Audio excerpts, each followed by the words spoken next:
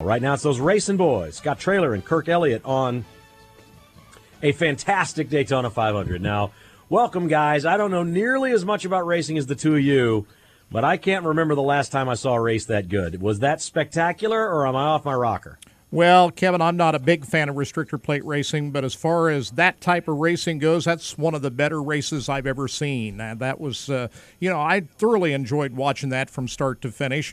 A lot of activity going on. We didn't see the side-by-side racing that we've seen in some restrictor plate races over the past few years where it's hard to tell who's faster than who. At least some of the faster cars are able to get away and make it a little bit more compelling for me anyway, for my taste. So I thought it was just a terrific race, not the least of which one of the great finishes you'll ever see. I think Scott Traylor's with us as well. Scott, what did you think of the finish?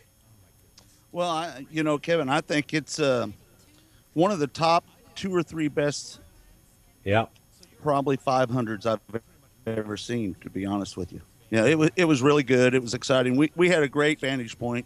We were up on top of the grandstands where the spotters are, and it really, the whole race wasn't that exciting, but we did have a great finish. Well, it was exciting enough. I mean, there were enough people hanging around, enough guys had the lead and had chances.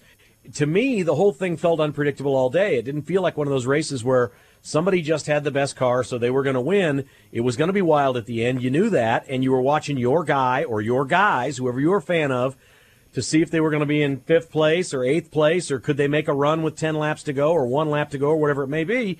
And at the end of the day, one of the guys who really had a great day was Carl Edwards, whose car basically just fell apart, and he finished 5th with no aero package and nothing on the front of his car. That was spectacular. He must have had a great ride yesterday. Well, he did take some pretty big damage getting up off of turn 4. He got into the wall there. His team did a great job getting him back out there. He was a lap down, but he was able to get that 1 lap back. But, there was no way that he was going to contend for the win with that race because of the nose damage on it. But, right. As we know, if you get tucked in behind somebody, it takes all that air off the front of the car and it takes some of the aerodynamics play out of effect. So it worked out for him. He knew he just had to stay in there and tuck in behind everybody and hopefully work his way up towards the front. What were the drivers doing in turn 4? Because we saw a lot of guys and ladies, whatever, have a very difficult time in turn 4. Once they started to see some guys lose control and wreck, what do you do as a driver? Was everybody slowing down, or were there people that were able to pass right by there because other guys weren't taking chances? How did you see strategically the race evolve through turn 4? Well, I don't think